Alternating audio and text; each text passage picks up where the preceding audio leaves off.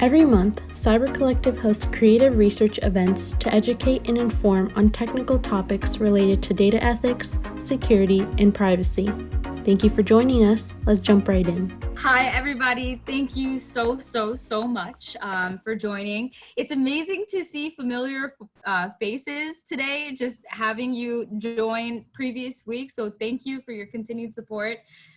If you don't know, I'm Taz. I am the founder of Cyber Collective, and welcome to our event tonight. And I would also like to welcome all of the women of Cyber Collective that are joining us today. Vanessa, if you want to change the slide over. We have all of these beautiful women and representation in our group, which is amazing. And we are going to dive into some amazing things today. So I think we are going to cover, as always, a little bit of who we are, what we are about, and then we're digging in right into what's on the ballots, which I'm super excited about.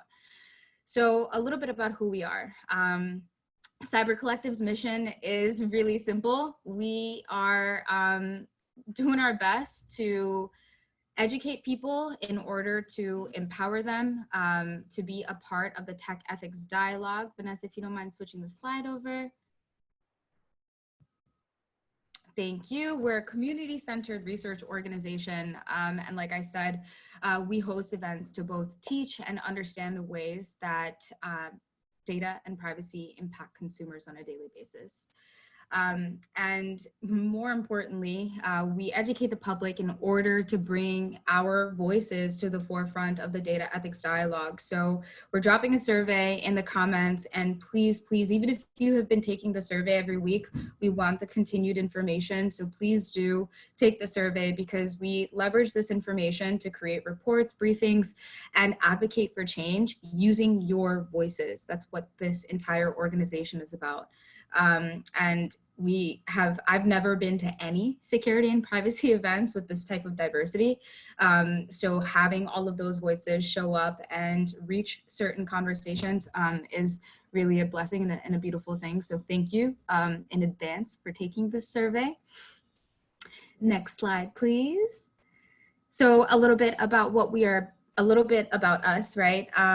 We are all about inclusivity. Our goal is to make sure that we're open-minded and we're constantly in a state of learning and unlearning, and making sure that we create an environment for us to be real, right? And go through that process. That's why authenticity is so important to us. We want you to have a safe space. This is a safe space. We welcome all the weird in the world.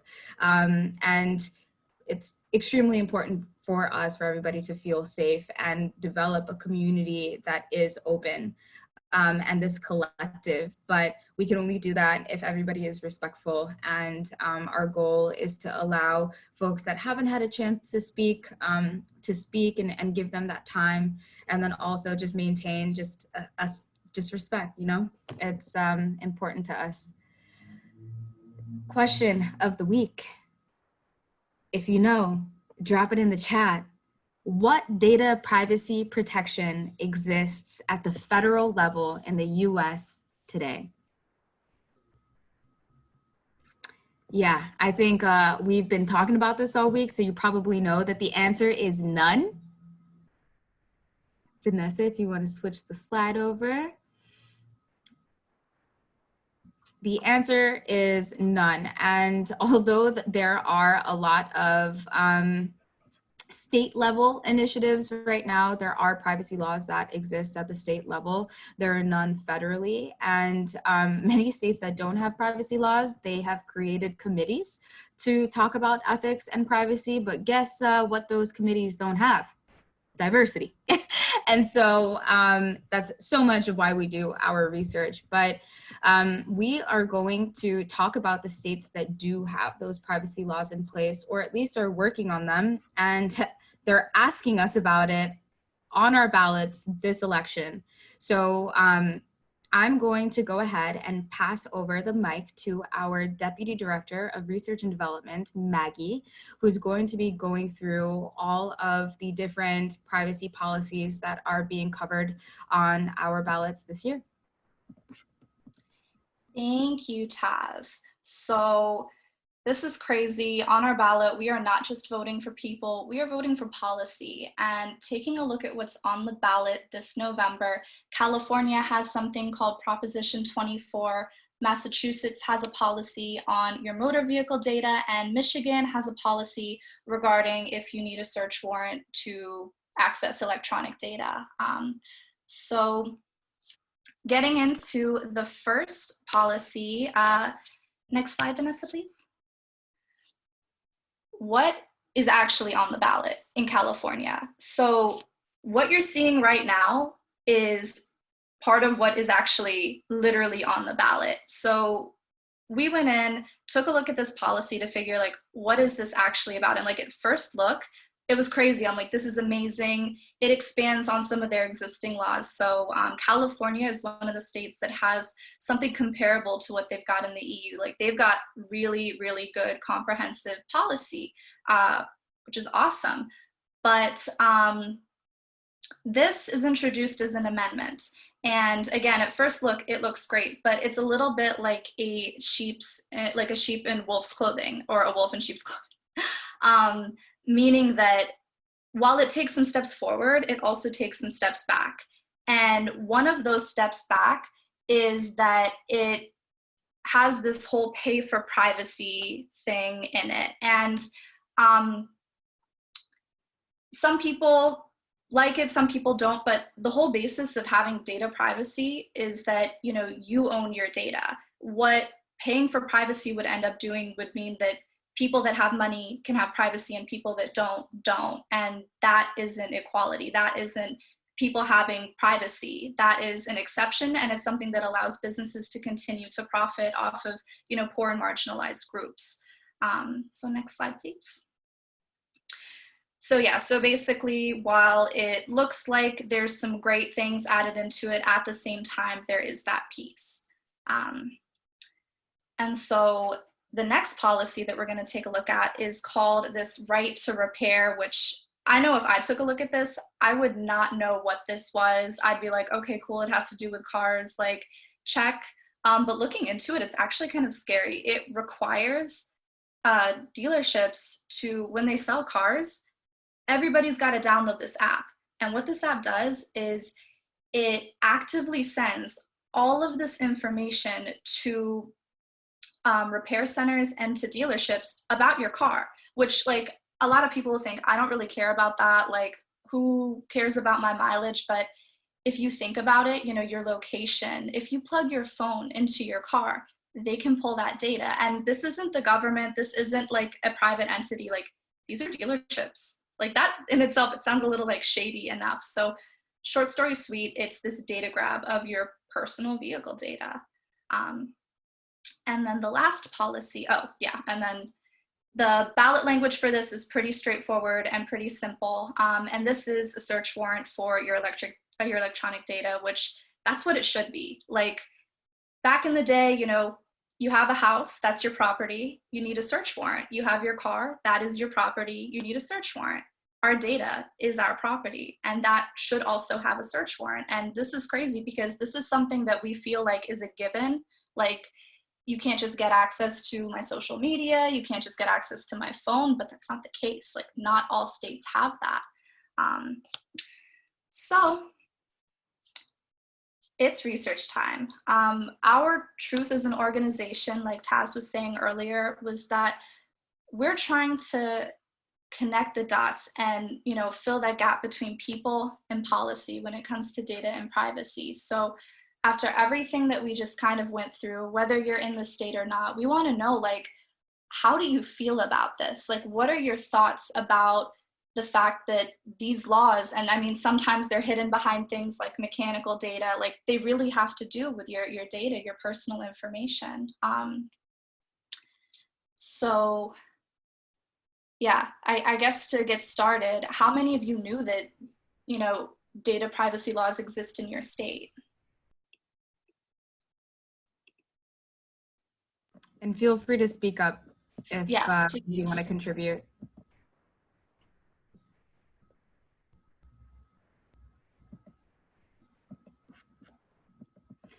Okay. I I guess all of you know the fact that data privacy laws exist in your state. You know, what we're trying to figure out and measure during this time is what information or knowledge were you armed with prior to coming to these events, and then how is that affecting your day-to-day, right? So I'm going to take it back and talk a little bit about the addendum to CCPA. I saw that we have a lot of California residents in here, so I'm gonna go ahead and quiz y'all real quick and get you involved in this dialogue. So how many of you actually knew that you had an entire data privacy policy statewide that gave you the rights to request access to your data, to request your data to be deleted, and then also to receive reparations if your data was misused or you feel that it was mistreated? Anybody?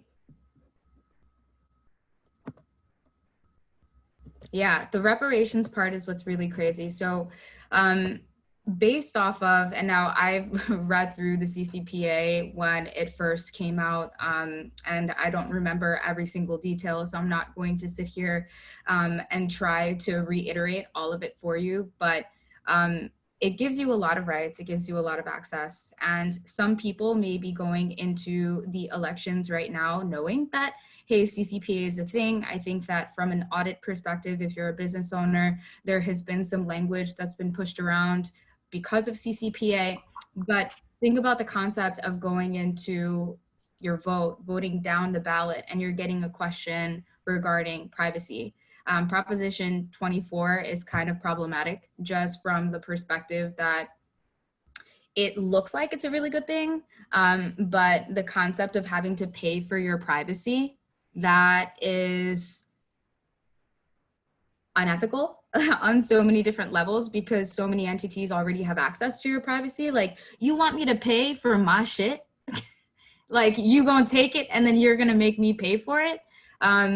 These are the types of conversations and policies that are being determined right now, right? And so if you had no idea and you're joining this event, think about how crucial it is, and the millions of Americans that are going to be voting on this and don't necessarily know even what the addendum is about or what it's for. And that's why so much of this always gets unchecked. And when it gets unchecked, lawmakers make decisions for us. And unfortunately, those lawmakers don't have our voices in mind at all times. So it's really important to make sure that we understand how effective spreading awareness on this information can be, and making sure that we are equipped with the right knowledge. I mean, I'd love to open up the floor to make this a discussion, but if people aren't in a talking mood today, that's totally fine. I really am curious to understand. Anna, you talking? If you want to share what you're saying in the chat. I'm just really looking to hear the feedback so that we can take this input and try to put together the right material to advocate for what you all exactly are looking for. So, and we're trying to bring the element of emotional intelligence and awareness that doesn't necessarily exist in the ethics dialogue. So how is this making y'all feel right now, knowing that this is happening and you may not be as aware? Hi everybody, can you hear me? Yes, hi. Yeah, since you called me out, I've done a little work on international comparisons of data privacy approaches, and this really surprised me because it's not industry standard at all. I'm trying to think of another country or another jurisdiction that would have something similar, and I really can't. And that's what I find real surprising, because like when CCPA first came out at the agency where I used to work in Mexico, we did a comparison with GDPR, and well, the language varied a lot. It was a lot of the basic principles were similar enough and similar enough to global standards. But that whole like paying for your privacy, that sounds to me really, really strange because it's not standard. I can't think how it would even work in terms of like transnational data flows. It sounds like I don't know, like I would need to look at the language. I haven't, but it's really surprising to me. Yeah, and I agree, and that's what I think the further research is so important, and digging in. So we shared what was on the ballot language exactly, and where we received this information from, and kind of our goal is to summarize what we interpreted of it, but there are many interpretations of how the language is being read, but from what it looks like, and I can pull it up really quickly. I think the link was shared. Um, the way that it is set up is basically in how, in order for third parties and other entities to not use your data, there is an element of a quid pro quo that they're implementing to help both organizations and entities, and then plus keep our information private as well. But that's something that I think from a international perspective, I am not privy to, and I would be really interested in your insights after this event, if you do have an opportunity to look into the addendum itself. Yeah, I will look at it. I'm no longer at the DPA where I used to at the Data Protection Agency, so it would be like my own personal opinion. But yeah, because that's what I found really striking, that the language of CCPA was fairly internationally standard in terms of what you see in other, like especially like taking into account that the US has no federal privacy law. It's kind of what you would expect out of California, where that whole, I hadn't really looked at how it will be modified in terms with the ballot measure, which I remember was something I warned at the agency that, hey, this could be modified via ballot if the tech industry doesn't like it. Way back, I remember saying that to my boss, and my boss was like, well, we'll see. And I'm like, okay, here we are. And yeah, I'll take a look at it because it sounds really interesting from like a comparative perspective, because I've done work on like Latin America and EU mostly. I think you got cut off there. Sorry, my connection is not great. I've done a little work on like different instruments and comparing, and I'll look at it because it sounds really, I want to see how the language is drawn, because it sounds really strange to me. Like the whole, well, you have to pay, and there's a bit of a quid pro quo, is something that a lot of instruments have actively tried to avoid, which is why it's so surprising. Very American of us, Yeah. I would say, to implement this sort of policy. And I know that there was kind of an overview given, and I just found this language where Proposition 24 would expand pay for privacy schemes. Specifically, the initiative would exempt loyalty clubs from the CCPA's existing limit on businesses charging different prices to consumers who exercise their privacy rights. This would therefore allow a business to withhold a discount from a consumer unless the consumer lets the business harvest granular data about their shopping habits. So it's accepting cookies, right? If you accept our cookies, then we'll give you a discount. So I think it's that element of even allowing large enterprises or just organizations to say that if you do give us your information, then we'll give you a discount, right? So it's very manipulative. So I think that's the element, although it's not a policy, it's what can come out of the kind of limits that are in place within this addendum, if that makes sense. Yeah, yeah, it does. And it like makes a lot of sense from like the US kind of perspective, because it's very commerce centered instead of like right centered, like, which is like the basis in the EU and in other countries like in Latin America that like borrow a lot from like Spanish law in particular. So it's often like looking at people not as data subjects or like as users, but as consumers, which is ultimately problematic because it tends to tilt the balance in favor of companies. Totally agreed. Johnson, go ahead. Hey guys, my name is Johnson. This is my first time here. While we're talking about CCPA, I think one thing that I just wanted to bring up that's really interesting is that you actually have the right to reach out to a company and tell them not to specifically take your data and sell it to third-party businesses or marketers.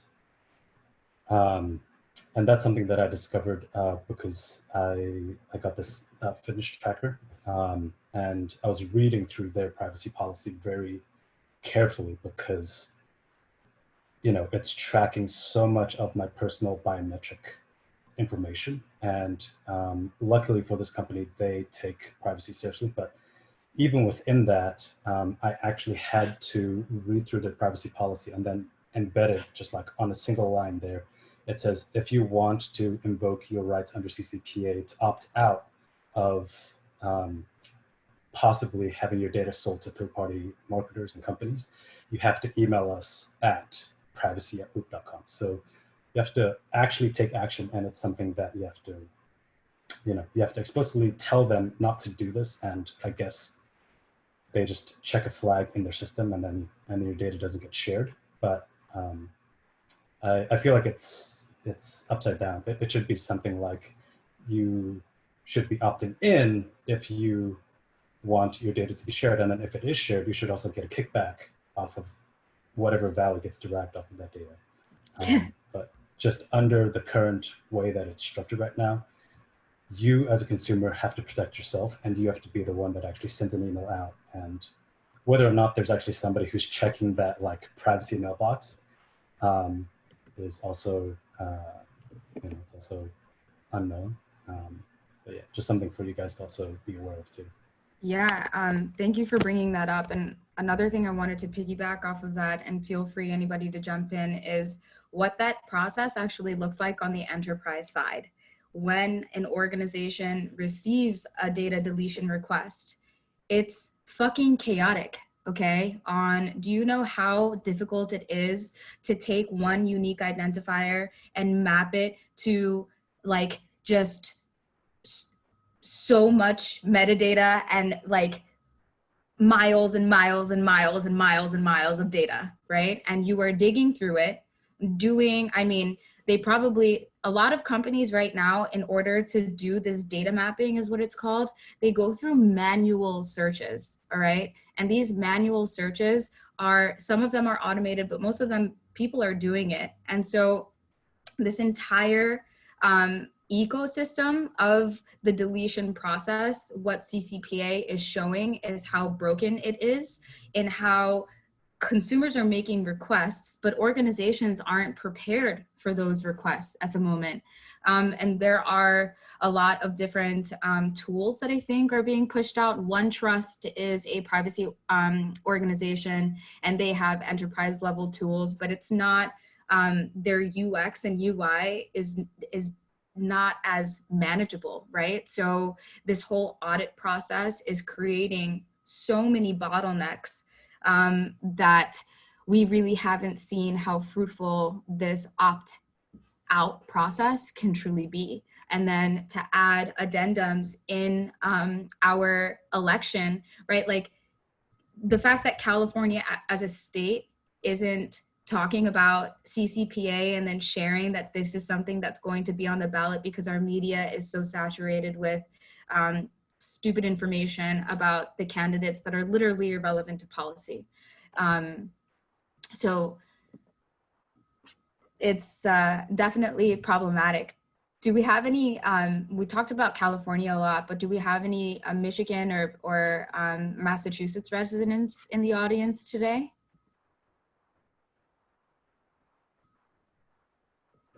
I really, with what's happening in Massachusetts, there is a state level law that exists in Massachusetts. I think I know somebody asked, where can you find out if my state has a privacy law? IAPP.com has a ton, I don't know if it's .com, but the foundation is called IAPP, and they share a ton of information. I actually printed this out, and this is where all my notes live, but it's a state comprehensive privacy law comparison. So if you go on their website, it's pretty easy. It'll pull up right away, and you can see exactly state by state where privacy laws exist and where privacy laws do not exist. And they break it down based off of which policies either give you right of access, right of rectification. So if there's misinformation about you that they're collecting and resharing, they give you the right to delete. These are all parts of like, I guess, things that could be in a privacy policy, but not all states have these elements, okay? So these are all separate elements that are basically broken out this way, right? And then it's marked which state covers all of those elements. And that's something that we can share in the newsletter too. I think that would be a really great takeaway for anybody that's on our newsletter to kind of go through and see exactly where the information exists. But then it also goes down to right of opt-out, right against automated decision-making, private right of action, and then transparency requirement, risk assessments, fiduciary duty, prohibition of discrimination, so exercising your rights. And for example, if you say that you don't want to be opted in and your data shared, are you getting less services? Are you not getting the same caliber of services that you would get if you had opted in? And that's where that, you know, the Proposition 24 is problematic, because clearly they will give you a discount if you opt in to give away your rights, right? So does that make sense to everybody? Is it kind of like clicking on what CCPA is and how it relates to this addendum on your ballot measure in California? And I don't know if the woman who brought this up to me is here, but I had no idea that we were voting for policy on our ballots. I'm a new voter. I became a citizen recently in my life. So I'm really excited. And actually on my Michigan ballot, I saw on the back, which people normally don't vote down on their ballot, asking me about the right to, or oh, let me read it. It's right here. I can't show you the ballot, but it's on the bottom, and it just asks a proposed constitutional amendment to require a search warrant in order to access a person's electronic data or electronic communications. And then the question is, should this proposal be adopted? And then it kind of goes into a few summary points of what this proposal means. But people aren't being communicated to that there are any data privacy laws or how they affect their lives, right? So I don't want to be the one to continue talking. I want to make sure that there's an open floor. Does anybody want to share? Is there anything that you're kind of thinking right now or experiencing learning this information? Yeah, I'll jump in. My name's Hannah, and I don't live in California or Michigan. I live in North Carolina, but I'm a librarian. And we've been having a lot of discussions about privacy. I mean, we're always talking about privacy because librarians usually love privacy. But what a thought that I've had recently, and I'm sort of still digesting, and this is all connecting it, is that like we talk about privacy as a right legally, and there's like a history of how it's been included in laws and legislated in court cases. And like in my profession, we talk about privacy as a value, and like it's a value that we hold. But now it's like this addendum to CCP, which I had not heard about before today, any of it. So I'm still sort of digesting that. But and also the way, like recognizing that privacy isn't accessible to everyone, and realizing that like privacy is also a privilege, that like it is the privileged and like the people who have access to and the ability to define what privacy is for them that can enjoy it. And I think paying for privacy pushes that even further into the arena of privilege, that like privacy is no longer a right. You have to be able to afford privacy. And like that doesn't make me feel good. I'm just gonna say that. It's like really, really scary. And I think someone said like it is a very American approach, and you know we keep talking about the consumer and ourselves as the consumers, but I'm also recognizing how like we are maybe not the consumers, we are the consumed. Like the consumers are data brokers, are people who are profiting off of the product, which is our behavior. And this is all like, I feel like I'm sort of leveling up in some of my awareness, or like I'm branching into new areas of awareness about privacy that I had taken for granted or like not recognized before. So thank you. That. Yes, thank you for sharing. I love that you were a librarian. The library was my safe place growing up for so long. Shout out to Queens Library. And what you said about we're not the consumers, we're the consumed. Sis, we're going to be quoting you in many different places, just FYI. So your name is going to be out in the ether.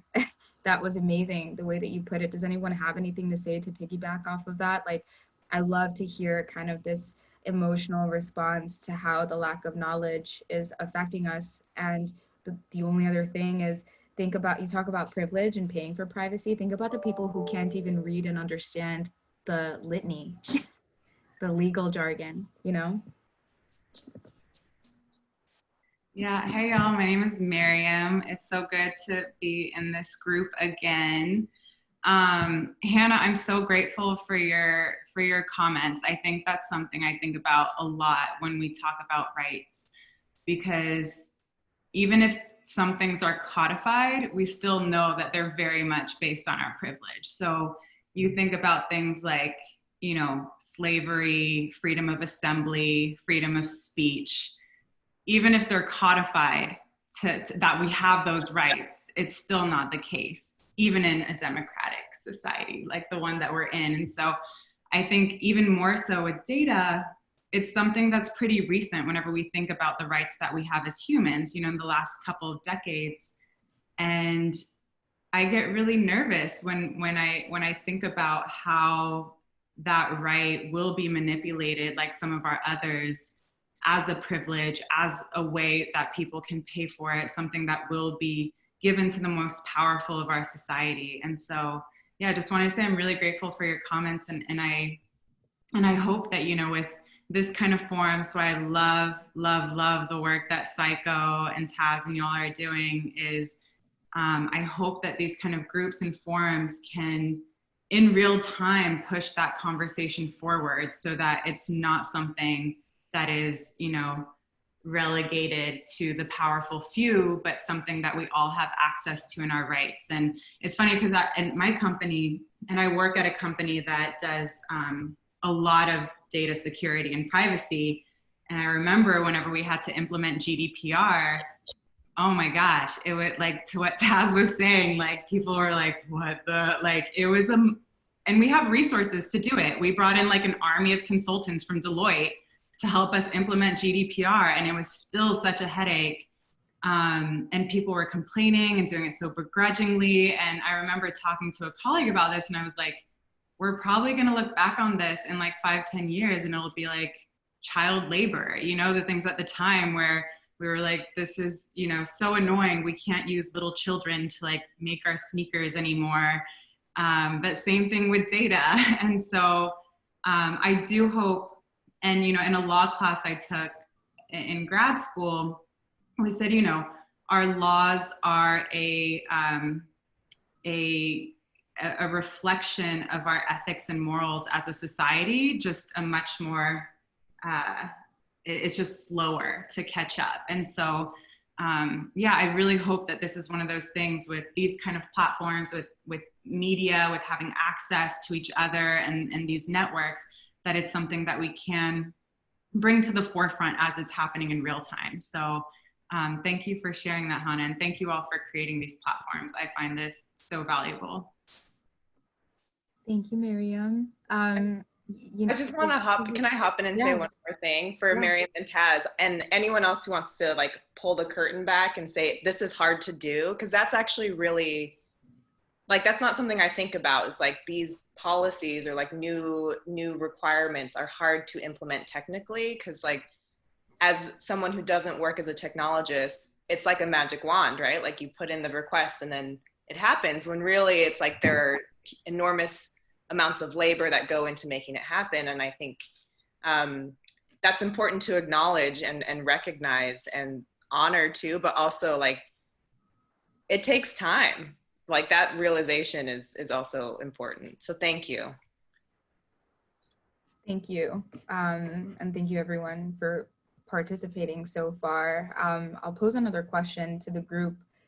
If there was anything that you would, in a perfect world, if there was anything that you would want to add to this process, right? As far as a state law being pushed and then the way that we're getting the information on our ballots, or just with the information you're learning now, or if you are familiar a little bit with data privacy, is what would you add? What would you do differently than the process that exists today?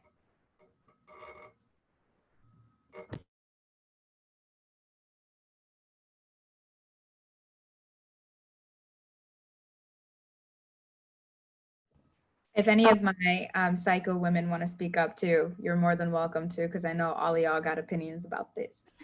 That's a tough question though, like thinking about process. I think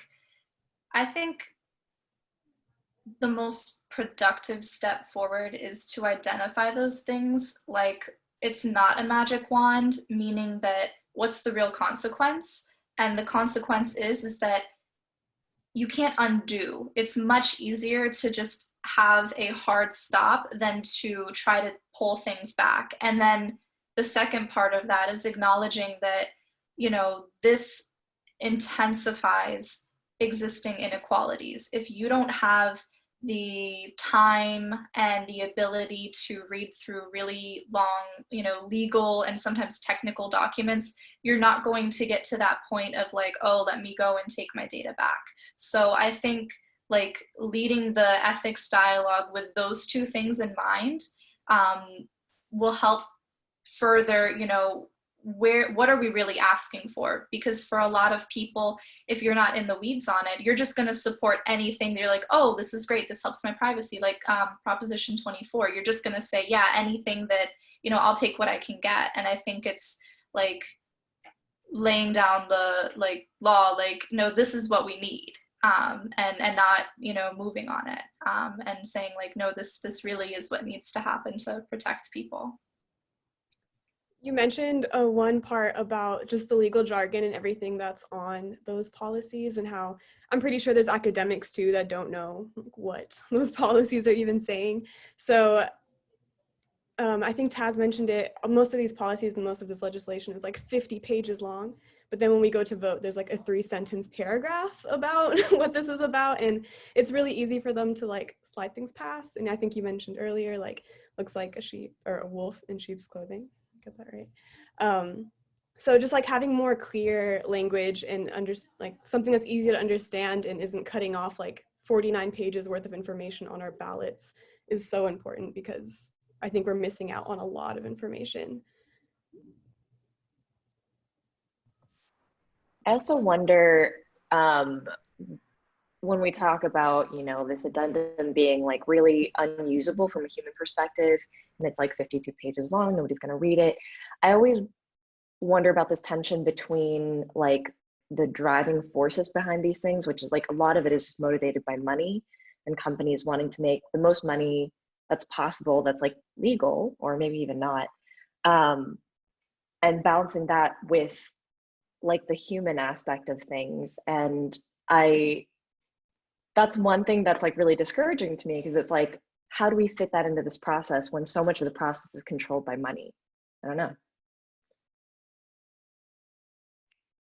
This is where like enter my trope on capitalism. Sorry, Vanessa. No, it's okay. I think also historically, a lot of things are not made with everyone's best intentions in mind. I mean, the history of the United States was not best made with everyone's intentions in mind. So a lot of the tools and the things and the Amazons and all the stuff that we use, it's hurting someone else, the bottom line. So we are a country and our businesses are founded on a lot of darkness and slavery and genocide and all this different stuff. So I always think that these people are creating these laws and putting things in there so we don't see, because this information isn't accessible to anyone. How am I going to explain this to my grandma? I always think of that. She'll be like, what in the world are you talking about? So that's just the way it is, unfortunately. But we're changing that. Yeah, we're working on it. And you consider the way that Ccpa and you think about America, okay? think about her bitch ass and the way that she's been treating people to begin with.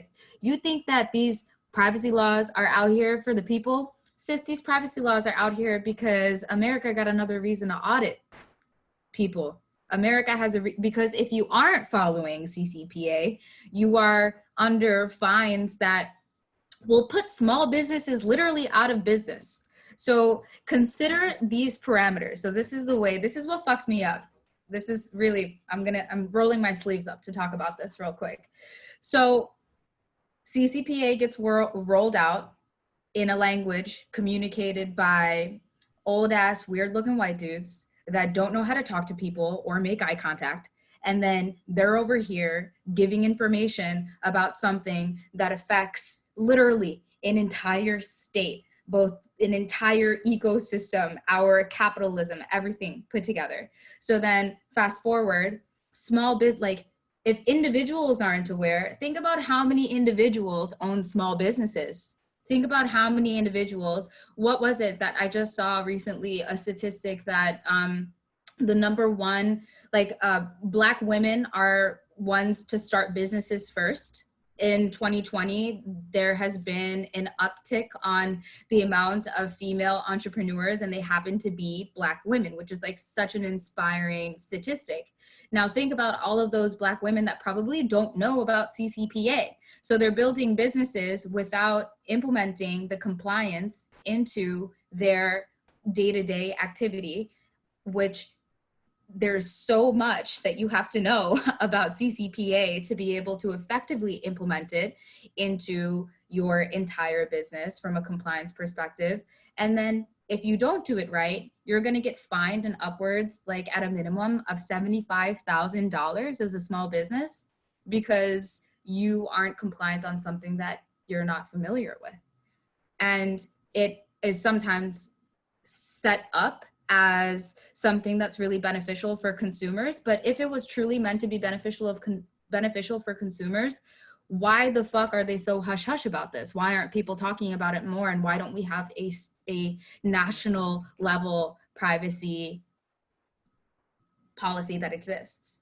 And then on top of that, like you just think about privacy policies and data rights, consider the Patriot Act of 2001.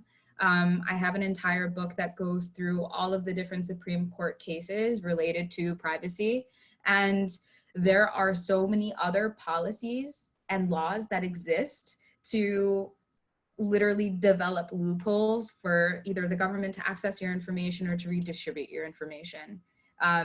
Does that make sense with the kind of contradiction of some of this and why our voices are so important in this dialogue? Hi, can you hear me? Yeah, hi. Hi. So just to go off of that, I think, like, I know we had brought up that it's crucial for more people to get the word out and to be able to understand what's going on. And I think it's important to also note that it's not that it can't be done, it's that they don't want it to be done. Because obviously, like the more people that know, the more people that are aware, then it's going to hurt them because they're going to take advantage of what their rights are. And then just thinking about what you kind of just mentioned, Taz, is an article I had to read for class the other day, which was a Ransomware Advisory. Apparently they're trying to come up with some type of program where anybody in like digital forensics or security that helps victims of ransomware actually pay out the ransom to basically be sanctioned for it, because of the actors that do these attacks are like on the government's like blacklist and whatever. But it even states in there that like even if you don't know that the actor that did the attack on you is on that list, you can still be at risk for a sanction, which makes no sense. Like, who is that really benefiting? Like, is it really for our security, or is it because you're trying to get a quick dollar? So I just thought it was really interesting to see how that kind of like overlaps, even though this is about privacy. I couldn't agree more. You hit on so many crucial points, and we talk about security awareness, and something that really set the impetus of starting Cyber Collective, even to begin with, was the fact that I was in security sales for about 7 years, and we had lavish events all the time to bribe security information officers to purchase certain product. And so many of these security organizations, they're billion dollar industries or organizations. Of course they don't want breaches to stop. They probably the ones putting the goddamn malware and the ransomware attacks out so that their products have to be purchased. Don't quote me on that. You know, those are just conspiracy theories that I have momentarily, but I'm not gonna, I don't trust no one, right? Like think you just consider the lack of human awareness, and sure, there are security awareness companies that are popping up here and there now. They're trying to humanize it a little bit more, but just consider how elitist the conversation of cybersecurity and privacy is, and it's not reaching people, and it's not reaching people in language that we understand. And, you know, Vanessa mentioned explaining things to her grandmother, and that such a large part of all of our family members that are using the internet on a daily basis. And we think of kids, how much they're giving up in information without even knowing, and every child has an iPad in their fucking hand. Like, even my nephew wanted an iPad for me. He's 6. I was like, boy, you know, that's absolutely not happening. A week later, his school sent him an iPad. And I went through, and they didn't even, like, the measures on, there were barely any privacy or security measures implemented on that device because the schools are so understaffed and they probably don't have security, right? Like, there's so much, and our awareness is so important. We are coming down to 5 minutes of this event today, and I just first and foremost want to say thank you for everybody for joining and trusting us to provide you with information and giving us your time and your opinions. I'm dropping a few links in the chat here. I think they will help you all gather some more information. And Vanessa, if you can switch the slide for me, please. You will see these links here on the screen as well. One is on just CCPA at large. The other is EFF.org. It's a privacy organization that I am obsessed with, and they are an advocacy group. They do such an incredible job of breaking things down in plain language for people to understand. And then the ACLU is constantly fighting for our rights, and our digital rights included. Next slide, please. So next week, we are going into some more election topics, and we will be joined by an election security expert, Maggie Mcalpine, and we're so excited to have her. She's been doing talks all over the internet right now. She's popping, she's a female, and she's spreading some incredible information and debunking a lot of the election myths that we have. Are these elections secure? Are our ballots safe? What's going on with these fake physical ballot locations and ballot boxes? So we're digging in deep. Please join us, same time, same place. Next slide, please. And the last thing, again, we're a research organization, so your feedback is so important. And I want to share some info of what we're doing with this feedback and information. There's some ethnographic questions that are embedded in our research. And the purpose of asking these questions is basically to show the different demographics of people and where they're coming from and their opinions based off of the topics that we're discussing. And it's important because there's some really dope ethics groups and privacy advocacy groups that exist. And so far, like 4 out of probably the 20 that I've researched, right? There are more to look into, but the big ones, it's all white staffs, all white board, all white everything. And imagine what kind of people, no offense, I love white people. My husband's white, you know what I mean? I love cool white people. Let me rephrase that. And so I want to make sure that like this entire organization is built so that we're getting information from marginalized groups and then knocking on these doors and advocating for what you all want to see. And when I ask the question, right, like, what would you add into this process? It's important for us to know so that we can go tell them like, hey, we had this event and 43 people from all of these different ethnic backgrounds asked for this. And I don't think you all have that in your advocacy work right now, or have this representation. And that is our goal. So thank you everybody so much for joining. We'll stay on a few minutes if you have any questions, but if you are curious to learn more, next slide please, Vanessa, please sign up for our newsletter, where we are going to be sharing some more information about CCPA. I will put that in there as promised. We will add in the information on IAPP and maybe even download and send the link to this PDF, the State Comprehensive Privacy Law Comparison, and then insert all of these links to your ballots as well. I'm Taz once again, and I am here with all of my beautiful co-creators, and we're so thankful to have you. Don't get got, y'all. Thank you.